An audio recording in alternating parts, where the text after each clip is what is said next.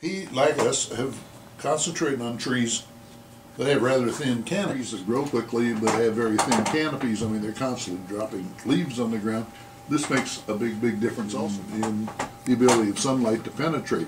So if the sun is moving across the sky, you're hitting that one plant there from a lot of different directions during the day. And so we're planting things on different levels. We're planting, you know, pineapples down here and coconuts way up there and like that. This is one of the examples of where you do have kind of a lot of planting taking place in one area. This is called Tomas. It's in Haiti, and it's hillside reforestation because this whole area is completely degraded and infertile. So you have people planting all along this degraded hillside. But if you have this much tree planting taking place along this degraded hillside, you're the kids actually planting the trees, then what you're going to have is you'll be able to see something like that after a few years, hopefully, on Google Earth. But I mean here's another example. It's just these are completely bald right now. But if once we start getting trees in the ground and they're planted relatively close together because you're dealing with soil erosion and soil fertility issues. Then after a while, you actually will be able to see it from an aerial shot. Oh, here's David. This is David right here. I guess the picture is a little bit dark. He's my guy on the ground working in East Africa. But you can see he's got lots of GPS points, lots of pictures, lots of information about the projects that are taking place. DOI. DOI. What? Right there. That's it. So that's what you were talking about last night. Yeah, here's that eco here is at 37 minutes. There's massive floods in Haiti. Oh, great. Where it completely washed away buildings. Right. Well, this is dog on a raft. This is our responsibility because we know it's going to happen again. Yep. But we can prevent it if we put trees on the side. It's pretty easy. I can sit back and not send $1,000, or I can send $1,000 and know I covered part of a hillside. And then I spent, 3 weekends a year going to my neighborhood and thrashing up another $10,000, right? I mean, that's all it takes. Just turning off the TV. Yep. okay. There's a picture of some flooding. It's in the Philippines. Right.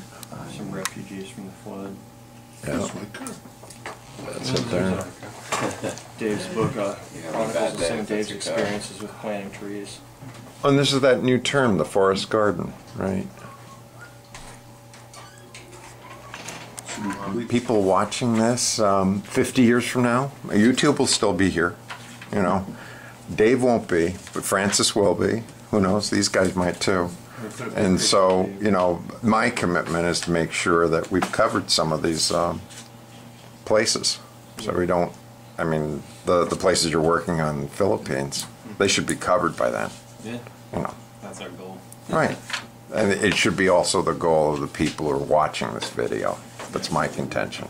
Yeah. It's just persuading. Before 1994, I didn't know that I had the power to change a hillside. Now I do. It took me 12 years to, activate myself enough to be more involved, but we all get there somehow, I think. Fighting erosion.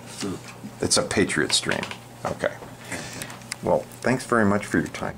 Now, Dave, when I look at something like that, is that like a multi-year project because you have to do like one level just to stop the erosion and then the fruit trees or whatever come later? Or is this not a fruit tree sort of situation? I think fruit trees belong in any kind of a situation, but it has to be done in stages. And I just assume the project is never going to be finished. Oh. Ever. Because you can, with the concept like a forest garden, you're always adding species, is that it? Well, the first year, what you can do is stabilize the place. This is very susceptible to fires. That's why it looks so bleak.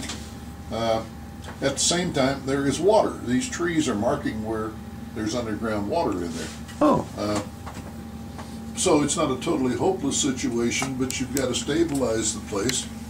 The soils are virtually non-existent on there. ugh. So he wants in that, first of all, can fireproof the place. Secondly, they provide some immediate, I won't say necessarily income, but certainly benefits the people in the community need. Now, this is probably away from a community because it's up on a hilltop. Well, yeah, it's down the road. This is Padilia's place, or Francis. Where is this? This is Padilia's place in the Oh, that's Philippines, in right? Bakilan. Yeah, in Bakilan. And it's, the main village is, probably 2 kilometers from there. But this guy's got this land, and he wants, it wouldn't produce anything now. Well, what's the history of this place that probably never had large amounts Up of a century trees? ago, this was a climax forest. This was, You're there's- kidding. in that whole mess, Yeah. there are something like 455,000 hectares of land that was once a forest that now looks like this. That's a lot of work to get down to here. This is why the lands down below are flooding. There's nothing up there holding that water. Right. So you see a few hints. For example, bamboo is a valuable forest crop. It likes water. So the trees are showing you where the bamboo could best be grown in there. Okay.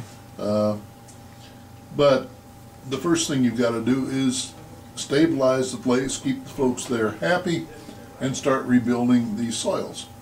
This means deep-rooted leguminous trees that shed a tremendous amount of leaf matter, so you can get water coming back into the place. Okay, in the second stage of this, the second year, you can start putting in nut crops and fruit crops. Smart people about that time will put in a certain number of timber trees. Oh.